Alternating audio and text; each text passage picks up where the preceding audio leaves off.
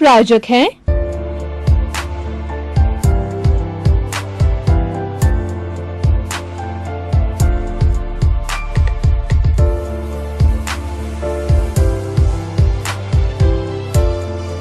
दर्शकगण, श्रोतागण, भाइयों और बहनों, मातृशक्ति को नमन। चैनल 24+ न्यूज़ के खास विशेष मनमोहक, जीवन की दिशा बदलने वाला, जीवन का रूपांतरण करने वाला, जीवन को शिक्षा देने वाला, अच्छा इंसान बनने वाला खास कार्यक्रम पुनरुत्थान में आप सभी का हार्दिक स्वागत है, अभिनंदन है, सत्कार है। पुनरुत्थान का अर्थ होता है पुनर्जागरण, अवनति से उन्नति की ओर जाना, पतन से उन्नति की ओर जाना, अपने सांस्कृतिक मूल्यों की स्थापना करना। और इस कार्यक्रम में हम प्रतिदिन नए नए विषयों के साथ में प्रवेश होते हैं। तो इसी क्रम में आज एक खास विशेष कार्यक्रम लेकर हम आपके सामने उपस्थित हो रहे हैं। आज का विषय है वैचारिक प्रदूषण की रोकथाम।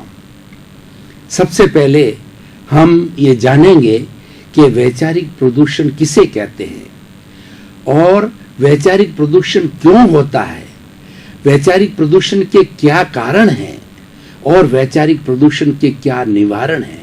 अगर वैचारिक प्रदूषण को रोका जाता है तो हमें मानवता को, मानव समाज को क्या लाभ होता है और वैचारिक प्रदूषण होने से क्या क्या हानियां होती है, इस सब विषयों पर हम सांगोपांग विवेचन करेंगे।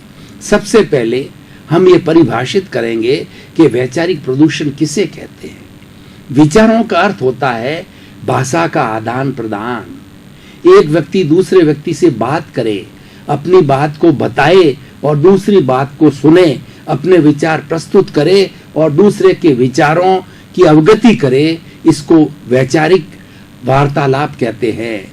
और प्रदूषण का अर्थ होता है गंदगी, मिलावट, बुराई और जो है दूषित होना, ये प्रदूषण कहलाता है। जब हमारे विचारों के अंदर दूषित भावना आती है, विचार दूषित होते हैं, तो उसको वैचारिक प्रदूषण कहा जाता है। विचारों में नेगेटिविटी का बढ़ना वैचारिक प्रदूषण कहलाता है। और ये प्रदूषण इस हद तक फैल जाता है कि व्यक्ति तू मैं पर आ जाता है, लड़ाई झगड़े पर आ जाता है, हिंसा करने पर उतारू हो जाता है। और उसकी वर्स्ट कंडीशन क्या हो सकती है हम अंदाजा भी नहीं लगा सकते हैं। और वैचारिक प्रदूषण से सबसे बड़ा नुकसान क्या है कि जिस समाज में हम रहते हैं, उसके अंदर, जिस परिवार के अंदर रहते हैं, या समझिए व्यक्ति स्वयं है, उसके अंदर अगर विचारों का प्रदूषण फैल गया है तो वह व्यक्ति शांत नहीं रह सकता, वह व्यक्ति सुखी नहीं रह सकता है, वह अपराध करेगा, गलत संगत के अंदर जाएगा और कुकृत्य करेगा।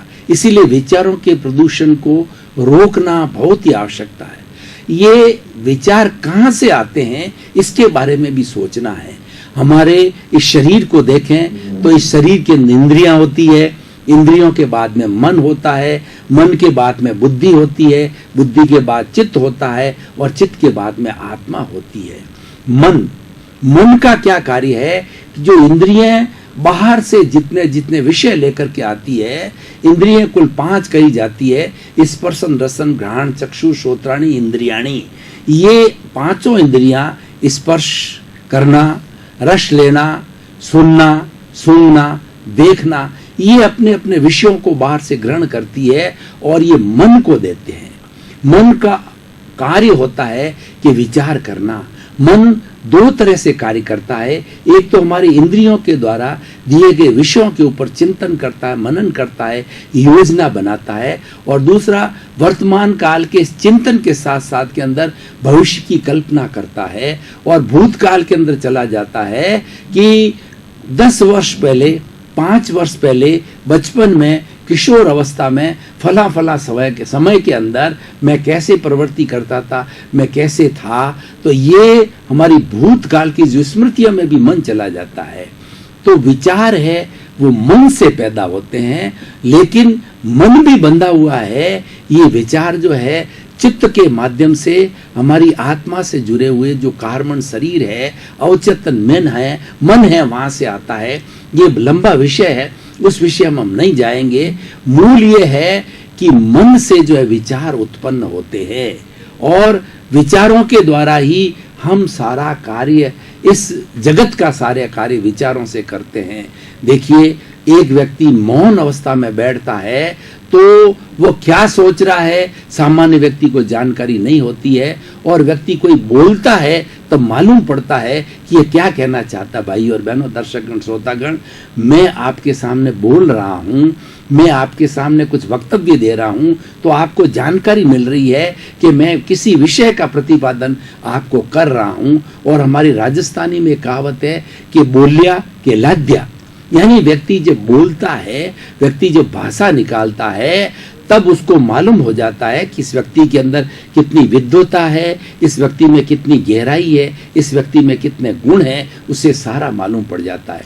यानी हमारे जीवन का निर्माण करने वाले हमारे विचार होते हैं। अब विचार दो तरह के होते हैं। एक विचार होता है अच्छे विचार, एक होता है बुरे विचार। जो अच्छे विचार का व्यक्ति होता है, यानी पॉजिटिव थिंकिंग वाला होता है, वह सभी कार्य अच्छे करता है। और जो बुरे विचार वाला होता है वो नेगेटिव थिंकिंग वाला व्यक्ति कहलाता है। नेगेटिव थिंकिंग वाला व्यक्ति हमेशा अलग दिशा के अंदर जाता है। पॉजिटिव और नेगेटिव की दिशाएं अलग अलग है, धाराएं अलग अलग है। मनुष्य अगर अपना विकास करना चाहता है तो उसे पॉजिटिव थिंकिंग के दायरे में आना पड़ेगा। उसे ऐसे संस्कार लेने होंगे जिससे कि उसके दिमाग के अंदर पॉजिटिव थिंकिंग आए। अब देखिए कि ये हमने विचारों के बारे में जाना, और नेगेटिव जितने विचार है वह सारा प्रदूषण कहलाता है, और जितने पॉजिटिव विचार है, सकारात्मक विचार है, विधायक सोच है, पॉजिटिव थिंकिंग है, वह सारी की सारी जो है अच्छाई की तरफ जाती है, वह प्रदूषण को हटाती है। जैसे कि भाई और बहनों, दर्शकगण, श्रोतागण, हम देखें कि हमारे वायुमंडल के अंदर प्रदूषण फैल रहा है, यानी कार्बन डाइऑक्साइड, धुआं वगैरह ज़्यादा है। वहाँ पर हम ऑक्सीजन छोड़ते हैं तो हमारा वह वातावरण, हमारा पर्यावरण शुद्ध हो जाता है। जैसे कि हम प्रातःकाल देखें तो प्रातःकाल समय के अंदर जब हम मॉर्निंग वॉक के अंदर जाते हैं तो वहाँ का वातावरण कितना शांत होता है, कोलाहल नहीं होता है, और ऑक्सीजन प्राण वायु की अधिकता रहती है, और फूलों की जो है महकी सुगंध आती है, और एक अपने आप को प्रफुल्लित करने वाला वातावरण होता है। और वही थोड़े समय के बाद 10, 11, 12, 1 बजे दोपहर में देखें तो गाड़ियों का वाहन आना चालू हो जाता है, ध्वनि का प्रदूषण होता है, कार्बन डाइऑक्साइड हो जाती है, वायुमंडल का प्रदूषण होता है, व्यक्ति जोर जोर से चिल्लाने लग जाते हैं, तो ये भी एक प्रदूषण है। तो ऐसे प्रदूषण के अंदर हम अनइजी फील होते हैं। हम जो मॉर्निंग के अंदर अच्छी तरीके से फीलिंग होती थी हमारी, वह दोपहर के अंदर फीलिंग नहीं होती है।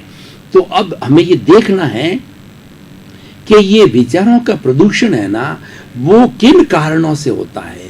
इनके कारणों पर हमें ध्यान देना पड़ेगा। जब तक हम कारण पर ध्यान नहीं देंगे, डायग्नोसिस नहीं करेंगे, तब तक निवारण नहीं हो सकता है।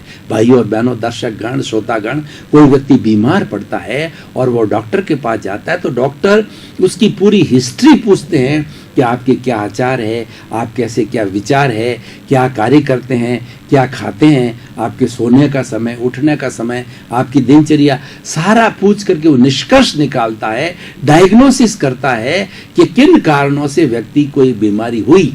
क्योंकि ये सृष्टि का नियम है कि बिना कारण के कोई कार्य नहीं होता है। इस सृष्टि के अंदर कोई भी कार्य होता है, उसके जड़ के अंदर, उसके सूक्ष्म के अंदर कारण होना जरूरी है। इसलिए कारणों का पता लगाने से ही हम निवारण कर सकते हैं।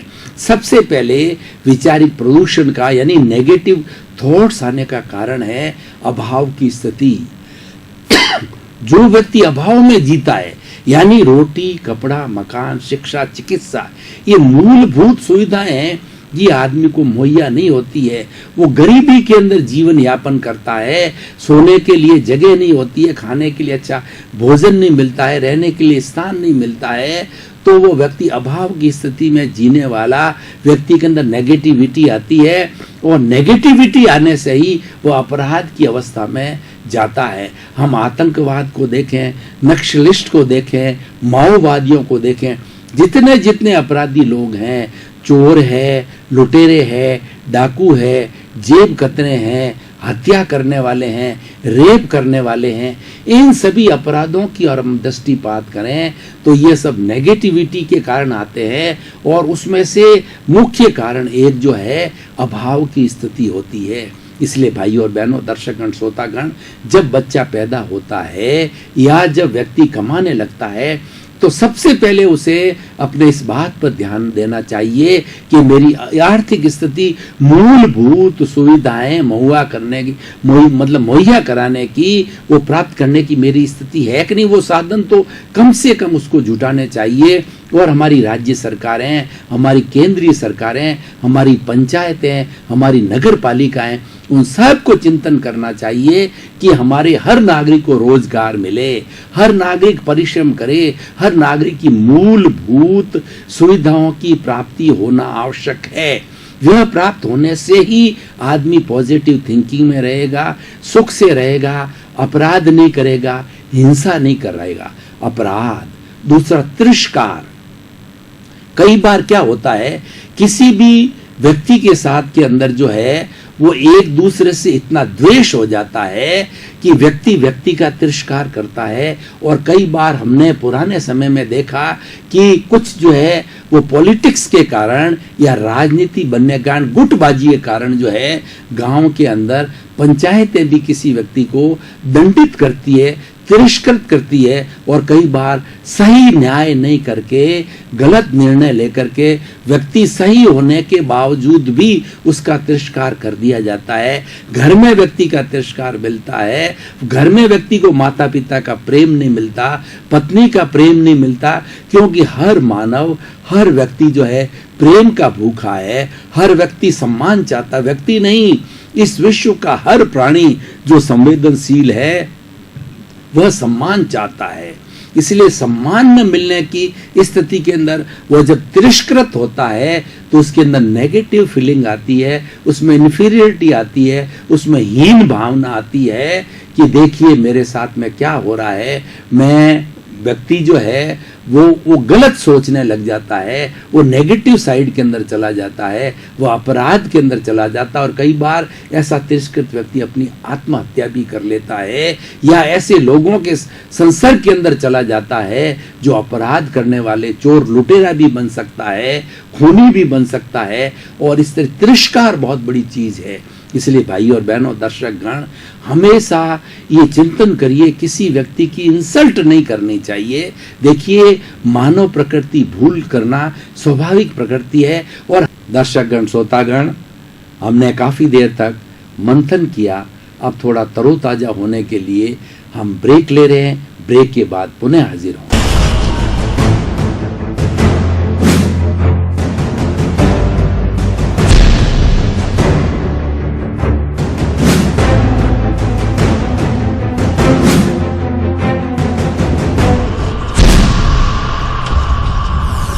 लेकर के अपने आप को तरोताजा, ताजगीपूर्ण और प्रफुल्लित महसूस किया। अब हमारे निर्धारित विषय पर पुनः हम सत्संग प्रारंभ कर रहे हैं। हर एक व्यक्ति का मेंटल स्टेटस अलग अलग होता है। कुछ लोग मंद बुद्धि के होते हैं, कुछ मध्यम बुद्धि के होते हैं, और कुछ तीव्र बुद्धि के होते हैं। जो तीव्र बुद्धि के कारण होशियार लोग होते हैं, वो उनको अपने छोटे भाइयों पर तिरस्कार नहीं करना चाहिए, उसको इगोस्टिक नहीं होना चाहिए, अहंकारी नहीं होना चाहिए कि अपने ही साथ के लोगों को या अपने भाई बहनों को या अपने समाज के लोगों को जो है तिरस्कृत करे और उसका जीवन खराब करे। इसलिए तिरस्कार बहुत बुरी बला है भाई और बहनों, इससे हमें दूर रहना चाहिए। अब तीसरी बात होती लोभ। देखिए, हर प्राणी के अंदर हमारे शास्त्रों में बताया है कि 10 तरह की इंस्टिंक्ट, संज्ञाएं होती है।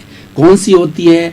आहार, भय, मैथुन, परिग्रह, क्रोध, मान, माया, लोभ, लोक और ओग संख्या, इन सब के जो विस्तार में मैं नहीं जाऊंगा प्रतिपादन में, क्योंकि एक एक संख्या को समझाने के लिए एक घंटा लगता है। लेकिन मैं इसके अंदर लोभ की वृत्ति की बात कहता हूं कि व्यक्ति को इतना लोभ, इतना लालच पैदा हो जाता है कि इसको आगे पीछे लालच के अंदर कुछ नहीं दिखाए। ये लालच बहुत बुरी बला है। इसीलिए कहा गया है कि लोभी की धन लालसा, जो ये इतनी लोभी की लालसा इतनी भयंकर होती है कि वो तृप्त नहीं होती, अग्नि की तरह होती है। और लोभ से जो ये जब तृष्णा जब बढ़ती जाती है तो व्यक्ति वो अपने दूसरों को हीन समझता है और लोभ की पूर्ति करने के लिए वो कुकृत्य करता है। और उसके साथ साथ में ये सारी नेगेटिव थिंकिंग है। हमारी भारतीय संस्कृति में 18 तरह के नेगेटिव थिंकिंग कहे गए हैं। प्राणातिपात, मर्शावाद, अदत्ता दान, मैथुन, परिग्रह, क्रोध, मान, माया, लोभ, राग, द्वेष, कलह, अव्याख्यान, पैशून्य, पर परिवाद, रति, माया मर्सा और मिथ्या दर्शन, शल्य पाप। ये 18 तरह के नेगेटिव थिंकिंग, ये सारा प्रदूषण है। जो वैचारिक प्रदूषण की हम बात कर रहे हैं, ये सब विचारों के अंदर पैदा होता है और ये सारा प्रदूषण है। तो लोभ जो है, अहंकार है, वो एक ऐसा विषय है। अहंकारी व्यक्ति भी जो है दूसरे का अनादर करने लग जाता है और वैचारिक प्रदूषण को फैलाता है। अपने आप को बहुत बड़ा मानता है, बड़ा शो करता है, बड़ा प्रदर्शन करता है। और किसी के पास में पैसा, धन, दौलत होता है, वो प्रदर्शन करके एक समाज के अंदर भेदभाव की स्थिति बना देता है। कईयों को गले लगा देता है धन के जो लालच के अंदर, और कईयों को तिरस्कार कर देता है। यानी एक भेदभाव की स्थिति वह व्यक्ति परिवार में या समाज के अंदर खड़ी कर देता है। तो ये स्थिति जो है, ये वैचारिक प्रदूषण है। इससे हमें बचना चाहिए और इसे हमें रोकना चाहिए। और एक अगला कारण हम बतावें, अन्याय। क्या होता है कि कई बार व्यक्ति अपने परिवार के स्तर पर न्याय की खोज के अंदर जाता है, अपने माता पिता से न्याय मांगता है, कोर्ट से न्याय मांगता है। लेकिन कई बार क्या होता है, उसके कर्मों के योग से कहिए, संजोग से कहिए, ऐसी स्थिति बन जाती है, या ऐसा है कि उसके पास में कोई पावर नहीं है, उसके पास में धन नहीं है। धन के द्वारा जो है कुछ लोग जो है उस व्यक्ति को जो है वो अन्याय की स्थिति में उसके साथ अन्याय हो जाता है। अन्याय की स्थिति में भी दिमाग के अंदर विचारों का प्रदूषण चलता रहता है। ये भाई और बहनों, दर्शकगण, श्रोतागण, ये विचारों का प्रदूषण मस्तिष्क से पैदा होता है, मन से पैदा होता है, और मन से उतर करके ये हमारी वाणी के अंदर आता है और वाणी से हमारे शरीर में आता है। अब मैं आपको भाई और बहनों, दर्शकगण, श्रोतागण, एक सटीक उदाहरण के द्वारा मैं आपको बताना चाहता हूं कि किस तरीके से वैचारिक प्रदूषण जो है हमारे समाज के अंदर फैलता है, हमारी सोसाइटी के अंदर फैलता है। एक राजा ने यह निर्णय लिया कि हमारे गांव का जो तालाब है वो हमें अभिषेक करने के लिए उसको साफ करा के, शुद्ध करा करके, उसको दूध से जो है वो हमें शिवलिंग का अभिषेक करना है या ईश्वर की भक्ति के लिए अभिषेक करना, उसको भराने के लिए आदेश दिया। ये जो है वो रात्रि थी, पूनम की रात्रि थी, चांदनी रात के अंदर उसने अपने सब नगरवासियों को जो है ये आदेश दिया कि हर नगरवासी जो है एक दूध का लोटा भर करके और वह इस तालाब के अंदर डालेगा। मुझे सुबह तक ये तालाब दूध से भरा हुआ मिलना चाहिए।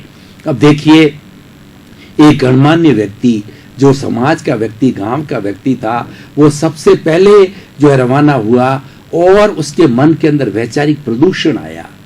उसके मन के अंदर खोटी भावना आई, बुरी भावना आई, बुरे विचार आए, नेगेटिविटी आई कि मेरे एक व्यक्ति के इसके अंदर पानी का लोटा पानी डालने से क्या फर्क पड़ेगा। इतनी बड़ी हजारों की तादाद के अंदर गांव के निवासी है, वो तो सब दूध डालेंगे।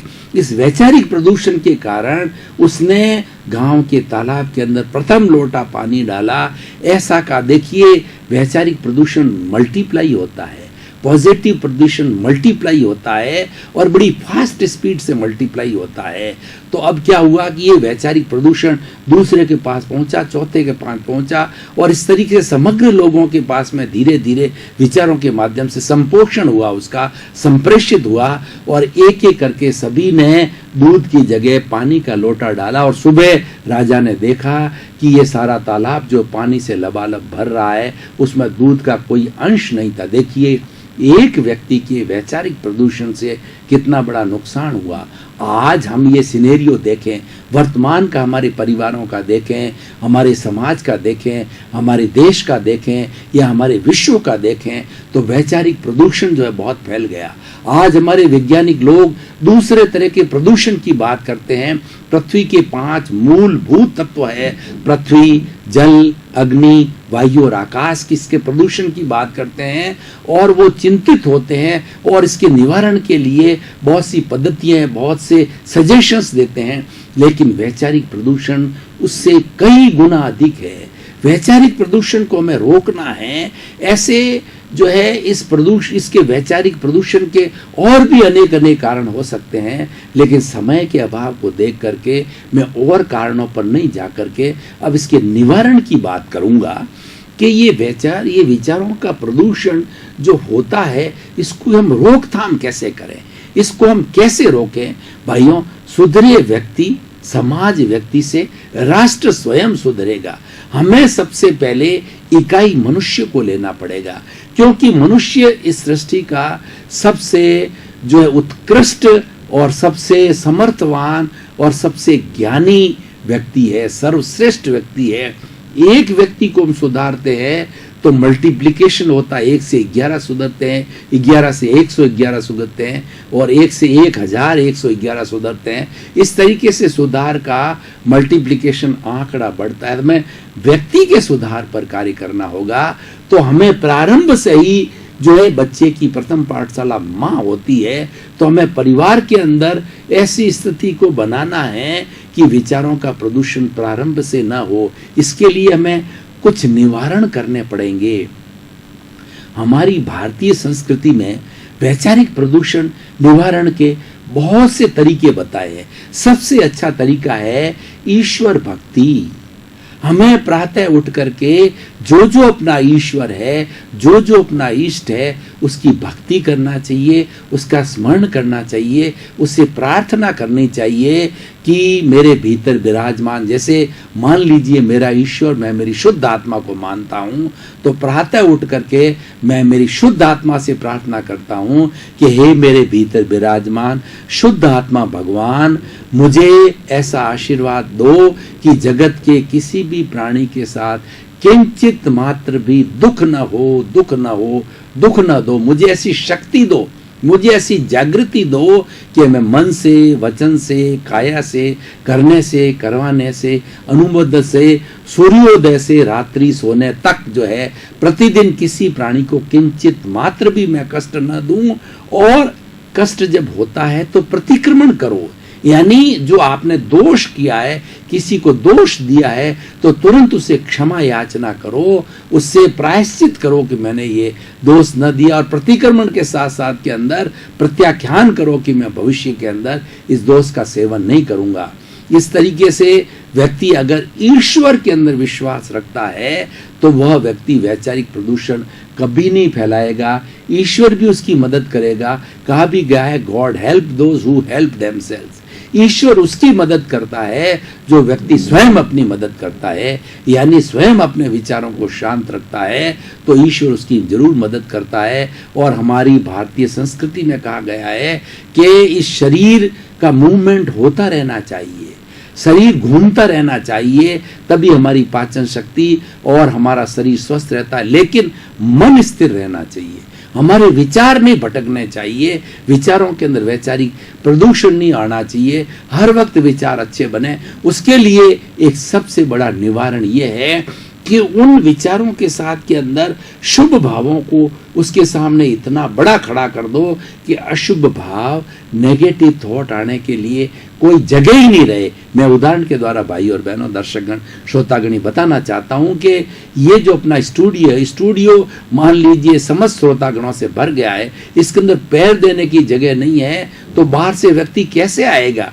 ठीक उसी तरीके से हमारे मन के अंदर 24 घंटे ये चिंतन करो कि कभी भी बुरे विचार नहीं आए, बुरे विचारों को स्थान ही मत दो। जब उसको जगह ही नहीं मिलेगी तो व्यक्ति 24 आवर्स पॉजिटिव थिंकिंग वाला रहेगा। तो इसीलिए विचारों के रोकथाम के लिए सबसे बड़ा उपाय जो है वो ईश्वर प्राणिधान, ईश्वर के अंदर विश्वास। दूसरा, वैचारिक प्रदूषण को रोकने के लिए व्यक्ति में सहनशीलता की भावना आनी चाहिए। सहनशीलता का अर्थ होता है सहन करना। अगर किसी व्यक्ति ने गाली दी, ऊंचा नीचा किया, तिरस्कार के दिया, तो उसको लेट गो करो। ये जो लेट गो करने की आदत है, ये सहनशीलता होती है। और जो व्यक्ति जितना सहन करता है, क्षमा वीरस्य भूषणम, जो दूसरे को क्षमा कर देता है और सहन करता है, पेशेंस वाला होता है व्यक्ति, धैर्यवान होता है। धैर्य, धीरज जो है हमारे पॉजिटिव थिंकिंग में बहुत बड़ा कंपोनेंट है। तो इसीलिए सहनशीलता को बढ़ाना चाहिए। और तीसरा जो है, जो निवारण का आता है, मनुष्य के अंदर त्याग की वृत्ति होना चाहिए। देखिए, स्वार्थ की वृत्ति से वैचारिक प्रदूषण फैलता है। और जहाँ त्याग की वृत्ति होती है, जहाँ लेने का कम रहता है, देने का ज़्यादा रहता है, चाहे सेवा का कार्य हो, चाहे धन का कार्य हो, चाहे दान देने का कार्य हो, चाहे ज्ञान देने का कार्य हो, चाहे अच्छी शिक्षा देने का कार्यक्रम। मैं जो आपको भाई और बहनों, दर्शकगण, जो अच्छे अच्छे टिप्स दे रहा हूँ, अच्छी अच्छी बातें बता रहा हूँ, भारतीय संस्कृति, हमारे भारतीय ग्रंथों से अच्छी अच्छी चीज़ें निकाल के आपको परोस रहा हूँ, तो भी ये ज्ञान दान है। ये वैचारिक प्रदूषण के अंदर बहुत सहायक होता है। सत्संग वैचारिक प्रदूषण के अंदर बहुत रोकथाम करने में, पॉजिटिव थिंकिंग लाने के अंदर बहुत ही अच्छा कारगर उपाय होता है। भाई और बहनों, दर्शकगण, श्रोतागण, आपका बहुत बहुत धन्यवाद। आपके प्रति कृतज्ञता, आपको साधुवाद कि चैनल 24 न्यूज़ प्लस के प्रति कृतज्ञ रह करके उनके द्वारा चलाए गए पुनरुत्थान कार्यक्रम में आप प्रतिदिन बहुत अच्छी संख्या में सत्संग करने में आते हैं। तो वक्ता के सामने जब श्रोता होता है तो उसको आनंद आता है बताने का। तो इसीलिए हमारा ये आपस का इंटरेक्शन और आपस का हमारा तालमेल, तादात्म्य, तारतम्य इसी तरह बना रहे। जगत का कल्याण हो। सर्वे भवन्तु सुखिनः, सर्वे भवन्तु निरामया। सभी लोग सुखी रहें, प्रसन्न रहें, आनंदमंद रहें और सब जीवों को मोक्ष मिले, सब जीवों को शांति मिले। आप सभी के प्रति मंगल भावना, शुभकामना। इस कार्यक्रम के प्रायोजक हैं